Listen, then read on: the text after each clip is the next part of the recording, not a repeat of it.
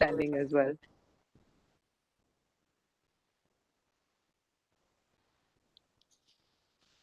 So Ajay, how much longer before we start? I'm just telling our. Manmeet, are we live? Yes, sir. Manmeet, Good evening. over to you, Vinita. Yeah, a very warm welcome to all our delegates, and thank you for your patience. It's amazing that we are now on session 3, Transforming Policy Process of the 8th National Forum of Public Affairs Forum of India. I'm Vinita. I'm the treasurer of PAFI and Chief Public Affairs Officer of the Apollo Hospitals Group. In today's session, which is in dialogue with one of the most eminent economists we have in the country, let me first start by congratulating all of us and the government in particular for this mega historic milestone of administering 1 billion COVID inoculations. And this is a feat, which was, say, 6 months from now, something that we couldn't have even thought of with so much uncertainty. So from PAFI to everybody, all the delegates, our government friends, our friends from media, a huge applause for this achievement. And what is even more significant to us at PAFI, where we strive to foster such partnerships, is the fact that we were able to achieve this commendable partnership between government, industry, voluntary organizations to administer the vaccines along the length and breadth of the country. And this is also a testimony to the amazing work that we can do together and collaborate if there is an environment of mutual trust, if there's an environment of transparency, all the things that PAFI really stands for. So I think with this, the session that we are going into is actually very timely. It's looking at pandemic-induced slowdown and how is it that government and industry can really work together now, just as we worked in vaccine delivery, to be able to navigate the slowdown in the coming days, in the coming months, and emerge as a stronger, more sustainable economy. So we have with this, to address various challenges that industry is facing and what industry expects of the government and what the government expects of the industry. None other than Vice Chairman Niti Aayog, Dr. Rajiv Kumar, doesn't need an introduction, but a renowned economist. And he has had an amazing stint, not only in the government, but also in industry associations, in academia, and also in multilateral financial institutions. Thank you, Dr. Kumar, for joining us. We have the wonderful Shireen Bhan, Managing Director, CNBC TV 18. She's an expert, and I'm sure she'll put all the questions that we want to ask from PAFI to Dr. Rajiv Kumar. And Shireen, before I hand over to you, I would also like to introduce our past president and co-founder of PAFI, Harish Krishnan. He's also the Managing Director and Chief Public Officer of Cisco India and SARC. And so over to you, Shireen. I don't want to take away not even a second now from Dr. Kumar's responses to your questions. Well, thanks very much, Vinita. Hello and welcome to this special episode of our State of the Economy series in association with PAFI. I am Shireen Bhan. The biannual monetary policy report has projected 7.8% growth for the Indian economy in FY23. That is if the monsoon is normal and supply chain disruptions ease. The RBI has retained the growth forecast for FY22 at 9.5%, and it's lowered its projection for retail inflation from 5.7% to 5.3%. Recent reports from leading brokerages are forecasting that India is on the cusp of a huge capex cycle like the one that we saw in 2003. Therefore, the pace of growth in this cycle is likely to mirror the 2004 to 2008 period. That is the expectation. Morgan Stanley expects India's GDP growth to average 7% from FY23 to FY26. It also expects capital formation as a percentage of GDP to rise by 6 percentage points. Credit Suisse expects a surge in capex, but its forecast for GDP growth next year is higher than consensus at 13%. Well, to talk about the state of the economy, where we are in the recovery, and more importantly, the road ahead as far as public-private partnership is concerned, joining me now is the Vice Chairman of the Niti Aayog, joining me live from the PAFI 8th National Forum. Mr. Kumar, always a pleasure. Many thanks for joining us here on CNBC TV 18, and on behalf of everybody at PAFI, thank you very much for speaking with us today. Let me start by asking you for your own assessment of where things currently stand as far as the economic recovery is concerned. One would argue that as far as high frequency indicators are concerned, the economy is in the midst of a revival, is in the midst of a recovery, though in patches. So one could call it an incomplete recovery or an uneven recovery. But what is your own sense of where things are? Thanks, Shireen, and thank you, Vinita, for that kind introduction. And my own assessment of the economic cycle that we are, the economic situation that we are, as it were, in the last leg of the W, because we've been talking about the shapes, and we went down and came up again after the first wave, and then we went down soon after the second wave hit us. But now in the July to September period, we have seen an unmistakable recovery, a strengthening recovery as we go forward. All the estimates have been actually revised upwards, and you've got the consensus estimate at about 9.22, I think, at the moment. And I'm happy to note that some agencies are already saying that that we could be higher. The Honorable Minister of Finance has maintained that the country economy will grow at 10% or more. And I completely agree with that and endorse that. And I think you will see going forward that the economy in FY22 will achieve 10.5% growth, if not more. And that's also, and as you said, the recovery has been uneven in some sense, but the unevenness has been not any longer due to demand deficiency, because the consumer confidence is come up in a significant manner, but due to some supply constraints that you have in what I call the chips, ships, and global trips. Because those are the three which have constrained our recovery, and I think this has affected us. But nonetheless, we will take this in our stride, and I expect the economy to grow at 10.5 or more, or 10.5 or higher during FY22. And what the last thing is that that the PMI for both manufacturing and services have shown a very smart uptick in the last month. And I think it is the PMI for manufacturing coming at 53.7, and for services as 55.2. So that means that it's a 3-year lead indicator, 3-month lead indicator. So that means that this will strengthen even more as we go forward. So that's my estimate. And as somebody pointed out yesterday, I stuck my neck out in July to say that we will get a 10% growth, and that has been borne out. And I hope and expect that this time too, the economy will not disappoint me. Well, double-digit growth is what you're expecting for FY22. And I like the way that you coined that: chips, ships, and global trips. Those are some of the key headwinds that we are faced with. So let me address that specific issue, because if at all, that could be some of the crucial challenges that we are going to have to contend with as we move ahead, especially as far as our manufacturing plans are concerned.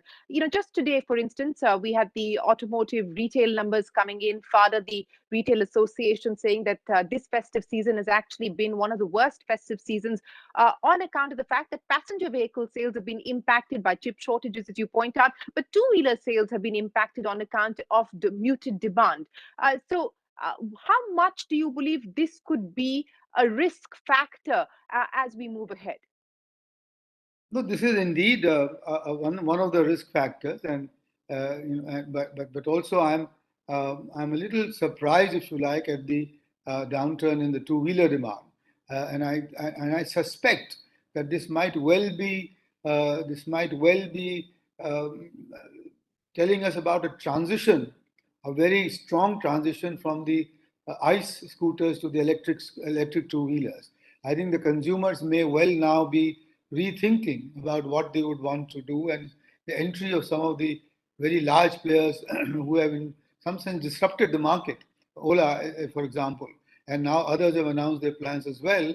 So it may well be that the two-wheeler demand is not in such a demand downturn as projecting a transition to a new form, and which will be very good for us as we go forward, because India could emerge as one of the leading hubs of electric two-wheelers, and which we could start exporting as well. So that's, and then and this is backed up by the fact that the PLI scheme for advanced chemistry cells and for automobiles, has received a tremendous response. And many people are, and I think, and as you know, the PLI had focused on electric vehicles, more than anything else. So I think the industry is in a bit of a transition, and the four wheelers, of course, are being affected by the chips, and I hope that will be sorted out soon. So, as I said, to conclude, that despite these constraints or despite these headwinds, I think we are on a road for a double-digit growth for FY22. One of the other issues that you spoke of, or at least alluded to, is the transition that we are expected to see. We're not in the midst of it yet, but we're expected to see a transition away from fossil fuels to renewable energy, whether that is electric or otherwise. But for now, sir, in the immediate period, we've seen a 23 rupee hike in petrol and diesel prices for just this year. And while the government is weighing the possibility of cutting taxes, we're given to understand that even a 5 rupee excise duty cut could result in a revenue loss of 70,000 crore rupees annually. Do you believe that that is a bullet the government may need to bite sooner rather than later, given just the sheer escalation that we are seeing? I'm not actually, in a way, I'm not competent to comment on that, because this is a matter which just concerns not only the central government but also concerns the state government, because a large part of the excise taxes are also levied by the state governments and so on. And the fact is that as an economist, at the moment, I believe that. We have to reflect the condition of the global markets in our own domestic markets and domestic prices, and also it's also quite clear that the core inflation, although a little higher than the sort of retail inflation, it still is not something that is going to be causing a big amount of worry, because it's well within the range, as it were. So, I mean, to repeat myself, I'm not adequately empowered or competent to answer that, because I don't have the details, and I think it's a decision that the central and the state governments would have to take as and when they think it's necessary to do so. Well, Dr. Kumar, let me then get you to talk about an issue that I know that you have an expertise and a specialization in, and that has to do with trade. What we have seen through the course of the last 12 odd months is the fact that exports have really recovered and have in fact been driving the recovery for us. Export growth has been very strong. Now, what do you believe the road ahead needs to be in terms of the way that India positions itself when we talk about global trade? There has been back and forth and ambivalence on signing free trade agreements, for instance. We prefer now to do more bilateral deals. What do you believe the next steps need to be, especially to capitalize on the fact that there is a significant global recovery and we could make good of the export opportunity?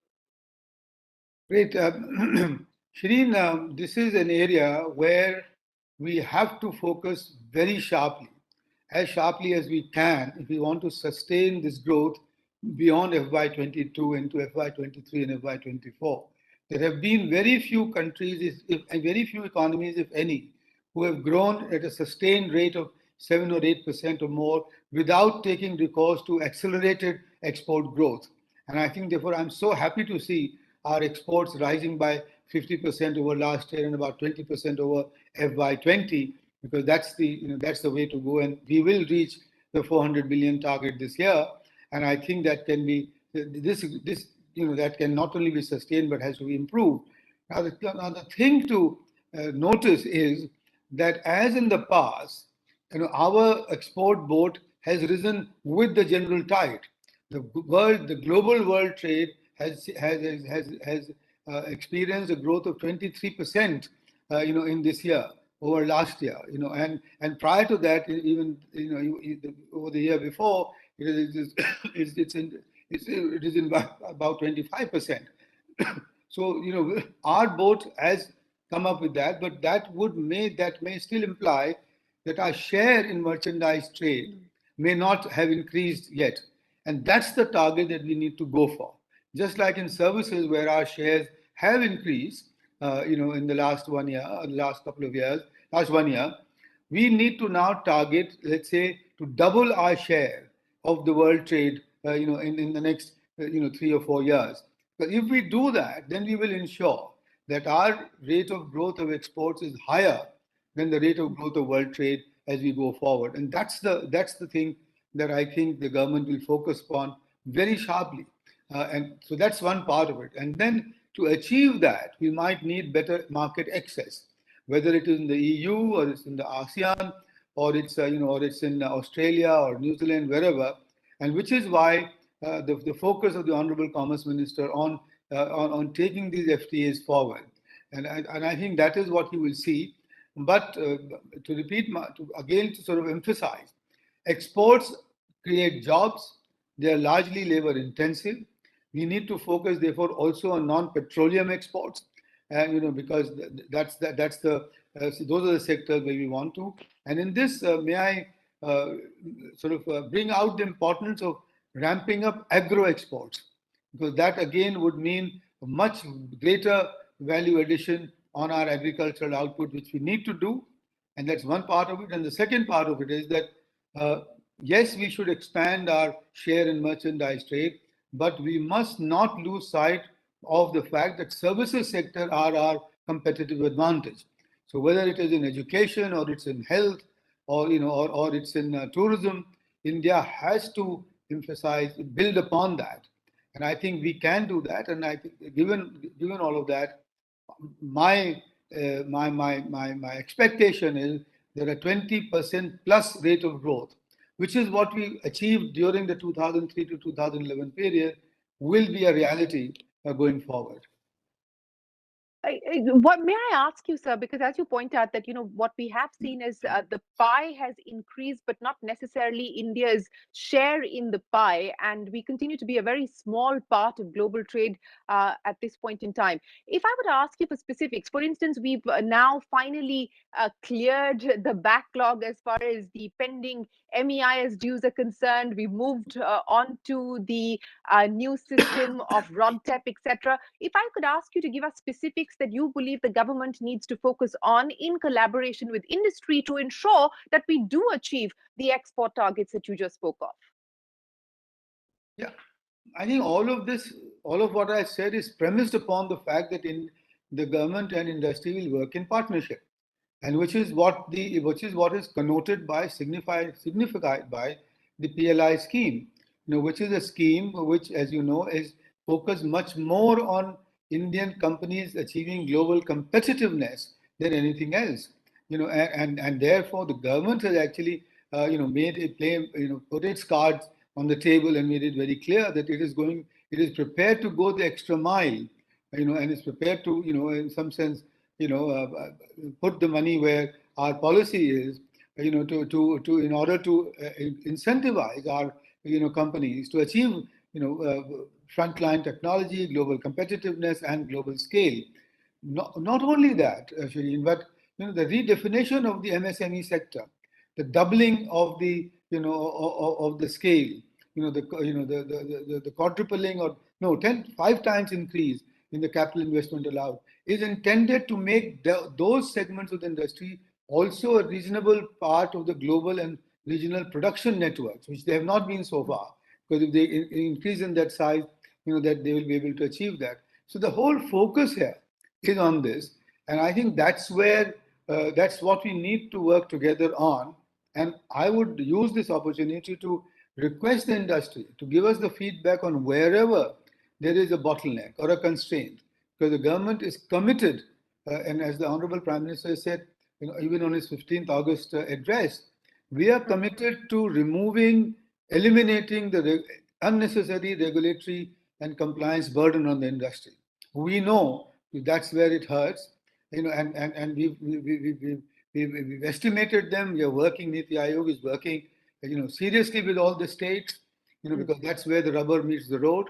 And I would appeal to the industry to tell us if it's a license to run a shop which is unnecessary, or or some inspector which is required, please tell us, and we will make life easier for you by reducing this regulatory and compliance burden and achieving the ease of being competitive, not just the ease of doing business, but the ease of being globally competitive as much as we can, and in partnership with the industry. Since you talked about the PLI schemes and you talked about the government walking the extra mile to ensure that global companies and domestic manufacturing takes place, let me ask you this, since you asked for feedback. So companies like Tesla are saying, look, we are happy to do business in India, but to start with, we need a lower tax environment, a lower duty environment to make it attractive for us to be able to start business here in India. What would you have to say to an argument like that?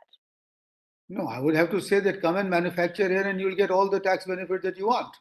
But don't ship us, the assembled product, because that's not really, that doesn't create the jobs for us. And what is our requirement is to increase the to ramp up jobs and create employment. And if that's done, sure, absolutely, most welcome. In fact, inviting Tesla to make India a production hub, if you like. But the argument that we will create a market by exporting into India finished products, I think is an old argument, and I think we moved on from there. Okay, so that's a clear message that you're sending out. But let me then ask you about two areas that Niti Aayog has been working very closely on. And I'll start by asking you about what's the latest as far as the asset monetization plan is concerned, because that is an area that the Niti Aayog has worked for many years on. It's finally got its framework. It's been approved by the government, by the cabinet.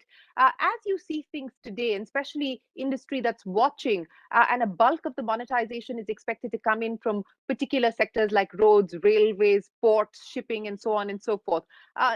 What do you believe needs to be done to perhaps speed up the process from here on?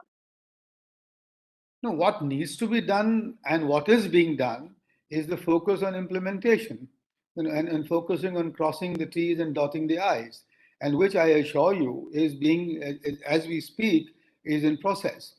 So the different ministries, which are in charge of, where some of these assets are found, they are working at it. All of them have appointed nodal officers for it. We are creating a dashboard where all of this will be put in place, and and their progress monitored and tracked very carefully.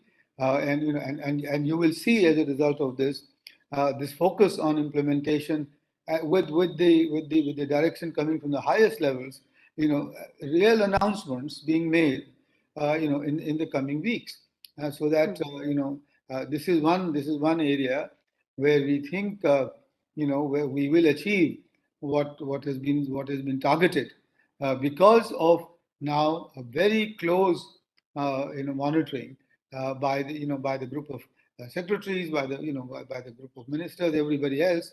So that's being done, and that's what you will see going ahead. Yeah. And do you have the same confidence as far as the strategic disinvestment plan is concerned? We've seen Air India, that privatization process has now been completed, or at least the letter of intent has now been issued to the Tatas, and the final closure should take place by the end of the calendar year. But what is your expectation on strategic disinvestment and the targets outlined there? I'm very confident that we will achieve that, because again, as I see, and I think actions speak for themselves. Air India is done, so that's a very big thing out. And now the Honorable Finance Minister has announced about the LIC IPO, coming along, etc. And I know for a fact that all of these in the pipeline, and the market thankfully is helping us, going forward. So I think it will be achieved. The privatization targets that have been put out there in the budget, most of the background work has been, is being completed, and you will see these announcements going forward. Actually, and the target will be achieved. Let me ask you about a pressing issue, and it's not just an issue that India needs to contend with. It is a global issue on account of what we've seen because of the pandemic.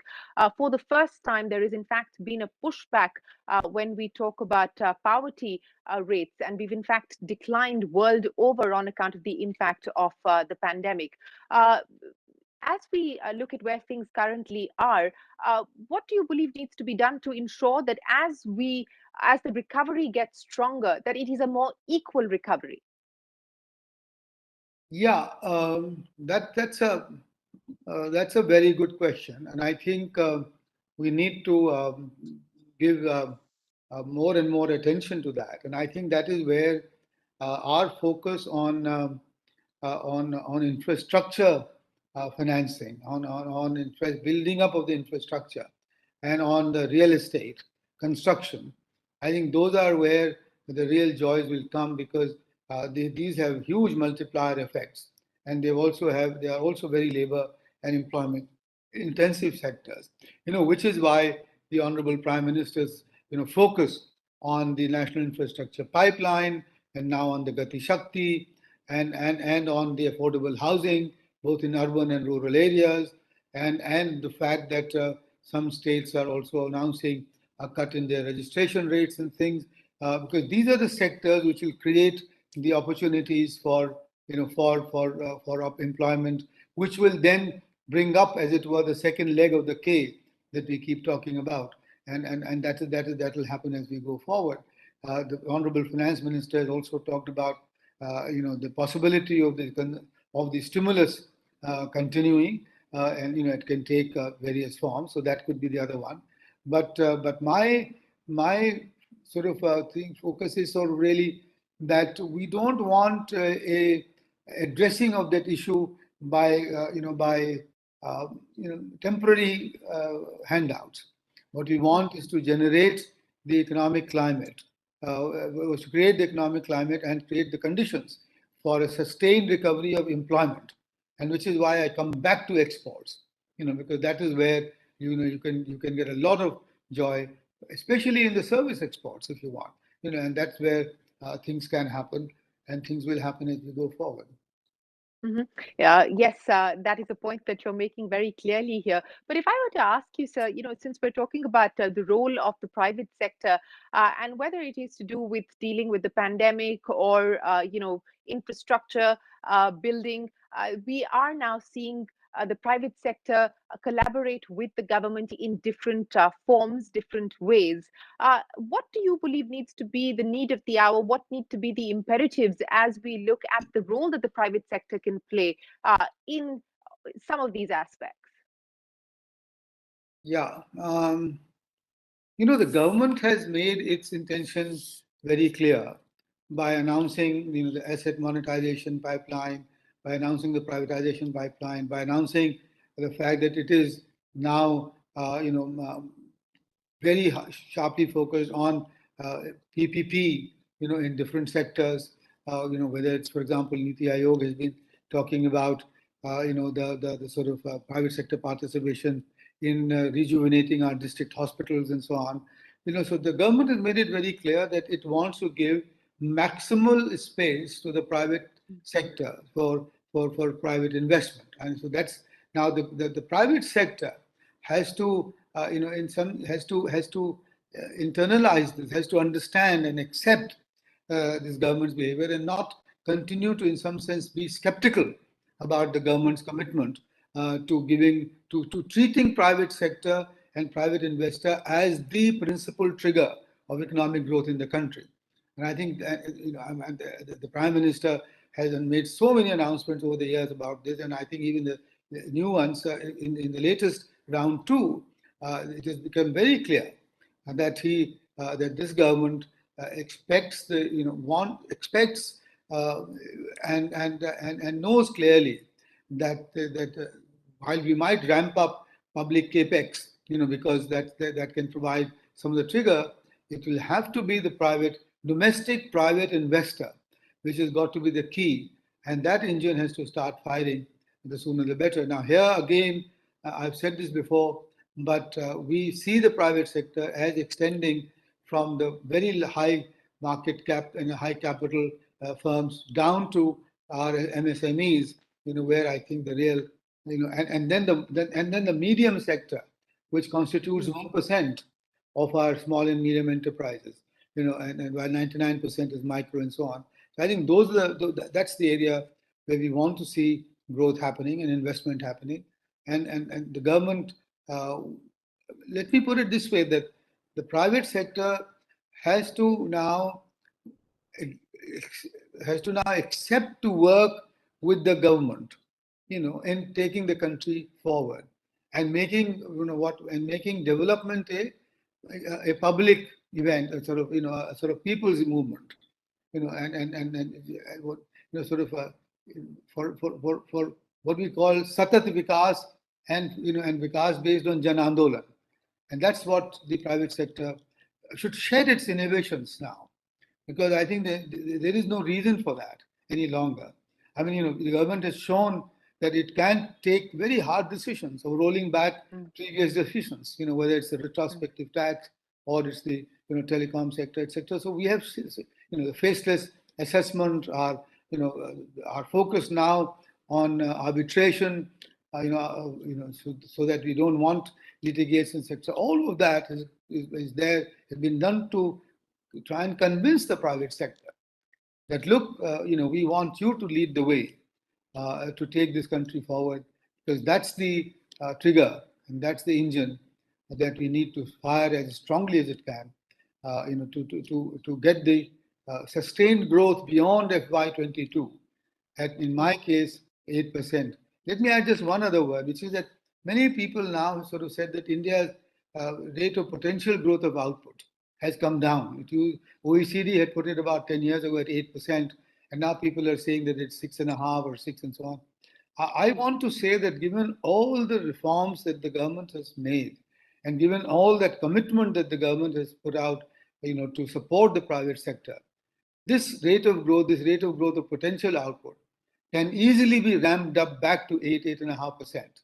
And that is what we want to achieve and sustain for the decade of the 20s, for us to achieve the aspirations and the objectives that we have for ourselves. I want to address two issues that you spoke of. One, of course, investments, and we have seen record FDI flows over the last few years. You also talked about employment, and that is a key focus area. How do you marry both these objectives, especially in the context of nascent sectors, of sunrise sectors? For instance, let me use the example of e-commerce. There is fear that the regulatory environment for sectors like e-commerce at this point in time, seeing a lot of back and forth, getting a bit too restrictive, and we could end up hurting a sector that has the potential to deliver both on investments as well as on job growth. What's your view on that? So, Shireen, the point is that retail is an important sector, but not the only sector, for employment expansion. And I made my points clear about which sectors I feel can be ramped up to generate that, But on e-commerce, on retail sector, on the modernization of retail sector, I think the government has made its hand clear that the modernization of the retail sector is very much on the cards, and we want to take it forward, and we want to, and this is why I forget the name of the platform, but which has been recently launched by Nandan Nilekani and others to empower our retail stores, with all the IT, strength that they can get to use for their procurement or marketing and so on. So that's the one, and this is why I mentioned that 1% of the micro, let me tell you that of the 70 million or so retail stores that we talk about, 85% of them are micro, and 15% of them are those which are large format retail stores. And these are the ones that we need to empower and modernize and give them all the strength. And I know that there are some companies which are doing that. And once that is done, the retail sector will clearly, generate, that retail sector will also generate more jobs. Now, then again, on the other side of the retail sector, which is all the delivery, sort of side, which is also retail, because, that's being in the food and hotel and restaurant and beverages business, all of that is coming along nicely. Now, and again on the even on the e-commerce thing, I mean, we know that the e-commerce were, in some sense, our saving grace during the period during the pandemic, and they provided a yeoman service for us, and the employment has ramped up there. So I think this is all going on, and this is on the table, and I'm not at all clear that anybody should see or has seen any move on part of the government which would prevent the modernization of this sector. Now, what form exactly and which players and so on, that the market will decide, and let the market decide. And just the last word is that it also should be clear that all of us have to abide by existing regulations, and those regulations which are, which are seen to be a bottleneck can be discussed, but can't be infringed. And I think that should be clear. Speaking of regulations, sir, I don't know how many millennials are on this program watching, but most awaited is, of course, the cryptocurrency regulation. The bill was expected to be taken up in the last session of Parliament, but it didn't go through. We don't know what shape or form it will now take, because I understand that there's been extensive consultation on that. But given the opportunity, as well as some of the challenges associated with cryptocurrencies, what do you believe India's position should be going forward? I don't understand cryptocurrencies. I'm too old-fashioned. I was born in the 50s, and therefore I will not say a word on it. And because, as I said, I don't understand it, so you have to excuse me, pardon me on this one. Because um, I'm much more for fintech. I'm clear in my mind about moving from cash to plastic to beyond plastic, and so on. And I'm in for digital cash, cash footprint, digital footprint lending, advancing, and all of that, and for account aggregators and things. But that one thing, which is the crypto, the only thing I knew about crypto was Krypton, or which Superman was afraid of. That's about all. I don't know about anything else, honestly. Well, So let me not. no, fair enough, Mr. Kumar. There's many that still have trouble wrapping our heads around it, and many of the best bankers in the world still don't believe that it's real. But of course, we will have to wait to see what the decision is of the government as far as cryptocurrency regulation is concerned. But you talked about areas where the Niti Aayog has been working with industry. And I know that there's a lot of work that's been done, especially in terms of healthcare, etc., in some of the backward districts, the aspirational districts that the Niti Aayog has identified. On the back of the lessons learned there, how do you believe some of these partnerships can be scaled up, can be replicated? I mean, we saw through the second wave of COVID, for instance, the kind of deficiencies in our healthcare sector. What lessons can we take from the work that you've been able to do with industry in some of these aspirational districts and scale it up? Yeah, one, I must commend the private sector for coming out in such large-hearted measure in working with us in the aspirational districts, as well as during the pandemic period, because I mean, it was, the civil society rose up and was tremendous in its efforts for providing the succor and everything else to the migrant workers and so on. And in the aspirational districts too, companies after companies and foundations have come out to work with us in different ways. And I think so the lesson from there is that there is a lot of joy and a lot of opportunity for what is called social impact investment. And I think there are some of the largest funds in the world today, and Pegasus, for example, which are or Acumen, who are now focused, very sharply on the social impact, funds. And I think that's a reality that is coming to India. And I would commend all my industry friends to look at that more carefully. There is reasonable profit to be made while improving public well-being. I mean, that's the way to put it, actually. And I think, and that's what is coming through in the aspirational districts program so far. Now, the other, for example, there is, and this will relate directly, Vinita will relate directly to this, which is that all aspirational districts need medical colleges and medical hospitals, and district hospitals need to be revamped and rejuvenated. Now, why we would have, I'm sure we should have, and we will have, offers from the private sector where this can be achieved, in a very good public-private partnership, and which can then help raise the, entire, sort of public well-being level in these districts.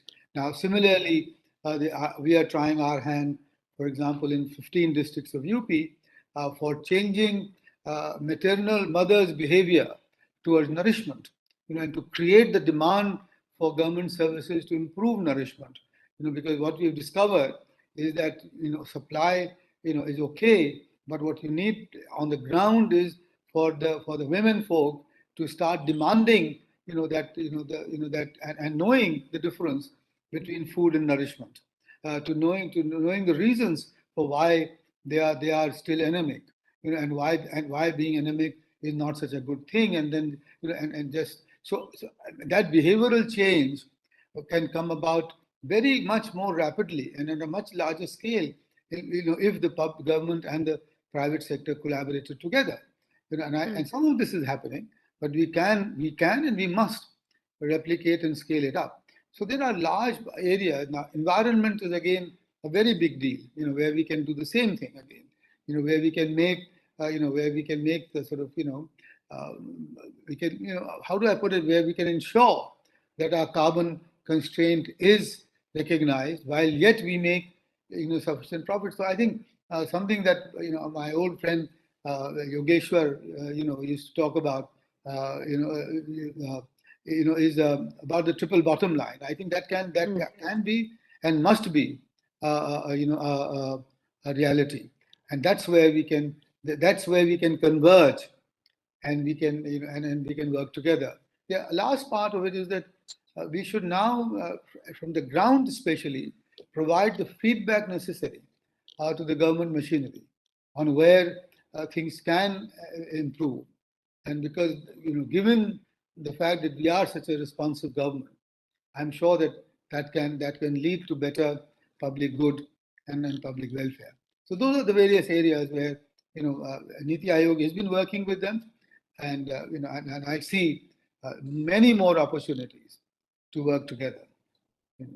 Let me end by asking you about an issue that's close to my heart. And since you talked about the role that the Niti Aayog is playing to try and improve maternal health and maternal mortality, what about the role of women in workforce? I mean, it's disappointing to say the least that we continue to see a decline.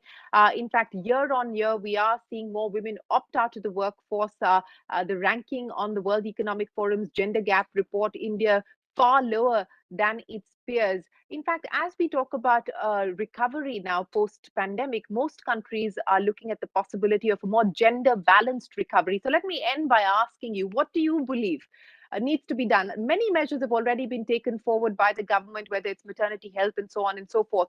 But is this an area, A, of concern for the government? B, what is it that you would like to see happen in collaboration with industry to address this issue? Because if we are truly to achieve our full economic potential, it cannot be done without the participation of women.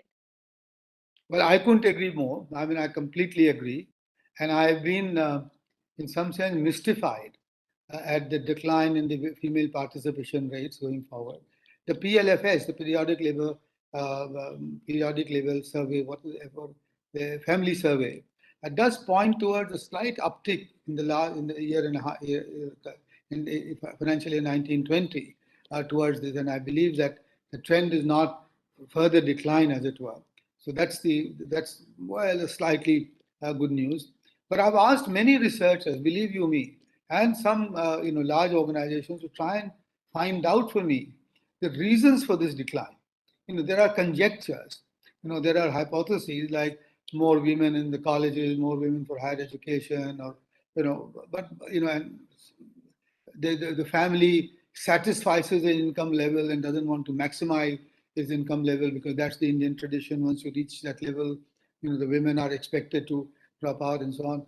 But there is no real survey. Now, the thing that industry can do for us, and I request the industry to try, is to mount a survey, whatever it can, whichever way it can, to tell us what are the drivers for female labor, female participation in the labor force. But the other thing that you would find, Shireen, and which is brings me back to my own pet topic, which is that you will not find the same answer for the country as a whole.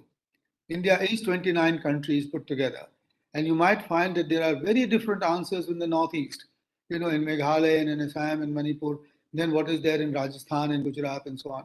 But the industry is big enough for us, and PAFI maybe is big enough to do this survey in all the states and find out for us the reason for it. And only once we know what the drivers are, can we start addressing them.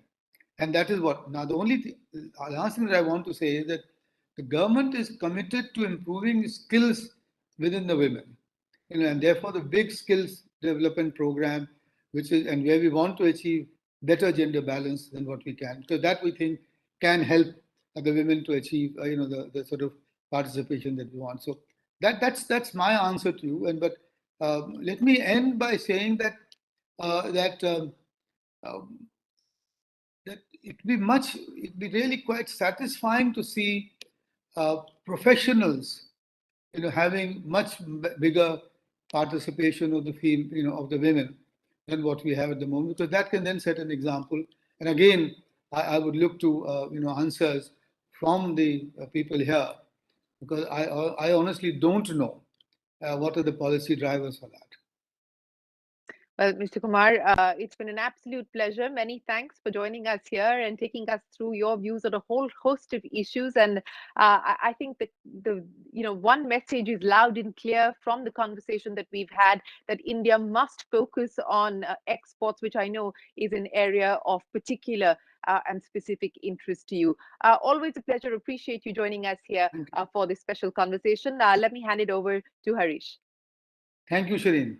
Always a pleasure. Thank you so much, sir. Thank you very much. Harish, you need to unmute here. Yes. Every time that word, if somebody paid a dollar, we'd all probably millionaires now. Thank you, Shireen, and thank you, Dr. Rajiv Kumar, for this very comprehensive conversation. It's always said, never waste a crisis, and it is great to see the government view it the same way, and whether it is the monetization of assets or the privatization of Air India or reforms in telecom. And you use the word ease of competitiveness. I think that's a great one. I think all that is extremely encouraging. So the focus on exports, which is the only way forward for India. And as always, Dr. Rajiv Kumar, listening to you, makes us feel much more confident about the future. Thanks for reassuring that we will have this 10% growth.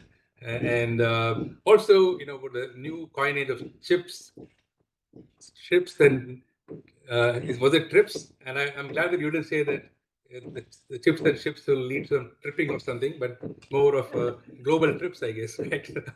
And I also like the use of the coinage of this saying, putting money where your policy is. And the PLI scheme is an outstanding program that the government has come, and I think it is going to change the face of manufacturing in India. And like you said, again, implementation and execution on some of these projects is critical, and I'm sure the government and the private sector can work together. We're also very heartened to listen to your words on aspirational district and the social impact investments. I think a number of private sector companies are already working towards that, and I think and are making a huge difference. And as far as women entrepreneurship is concerned, I'm happy to let you know that, as you know, that Niti Aayog has got the Women Entrepreneurship Portal, and some of us are working with Niti to exactly do that kind of survey to figure out, what ails that particular aspect of our economy and what we need to do. So I think we will take you up on that point. Shireen, thank you very much today for being with us. We spoke before that we started. You've been at PAFI for a number of years, I think over 8 years. And thank you for, as always, asking those very sharp questions with a smile, and always also having the other person also smile. So thank you very much for that. And Dr. Rajiv Kumar was a very early supporter of PAFI. He always stood up to be counted for PAFI, and interestingly today did this whole talk standing up. So thank you very much for standing by for PAFI. So once again, I would like to thank everybody on this panel and thank Vinita also for being here.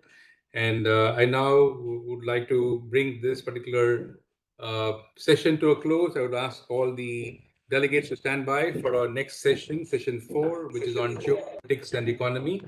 So with that, we come to the end of the session. Thank you very much.